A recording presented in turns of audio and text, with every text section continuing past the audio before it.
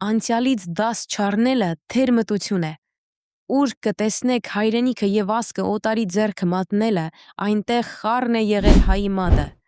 Ուր կտեսնեք հայ թագավորի գահանկեցությունը եւ նրա գավազանը օտարի ձեռք հանձնելը, այնտեղ խառն է եղել հայի մատը։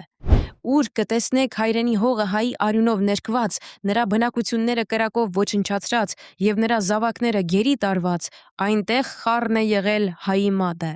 Ռաֆի։ Չեմ կարծում, որ Ռաֆին վատ կարծիք ուներ հայի մասին։ Հակառակը, նա պնդում է, եթե չլինեն այդպիսիները, հային դժվար է հաղթել։ Այդ մենք ենք պարտության աղբյուրը, ոչ թե թշնամին։ Նեգատիվի դասերից է խոսում, ամոթանք է տալիս հենց այդ տեսակին, որոնցից բոլոր ազգերի մեջ էլ կան։ Ուղղակի ի տարբերություն մեր մշակույթների խառնարանի, մեծագույն կորստների, կարծես կտրտված հիշողությամբ ապրենք։ Ասում ենք մահացածի մասին կամ լավը կամ ոչինչ, իսկ պետություն ունեցող կայացած ազգերը հարյուրավոր փիլիսոփաներ են տվել, վերլուծել են, դատապարտել կամ հավերժացրել են անցյալի օրինակները, համարել են, որ պարզաբանումով են ուժեղ դառնում, վերլուծելով։ Մահացածի մասին կամ լավը կամ ոչինչ,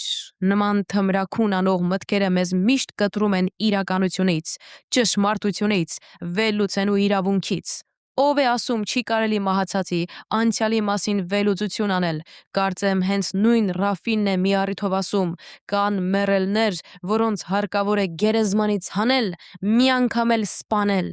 Կուզի ասել, որ անցյալում եղած ճիշտ չգնահատված բաներ կան, որոնք պիտի վերլուծես որպես դաս, որպեսզի հետո չկրկնես, քեզնից հետո եկողների վրա չթողնես։ Իմ մոտեցումը մեռած անցյալի, անցած ժամանակի վերաբերյալ մի բանի համար է պետք, վերհիշել դասեր առնելու համար, ոչ թե հավերժ դրանց վրա լաց լինելու, հպարտանալու կամ մեռած ժամանակով ապրելու։